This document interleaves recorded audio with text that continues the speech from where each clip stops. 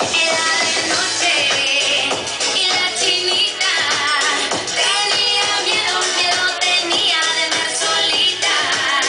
Anduvo un rato y se sentó junto a la china me senté yo.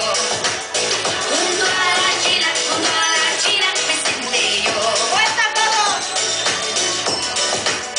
Piensa solo que le come la loro. Y el aplauso para Majo.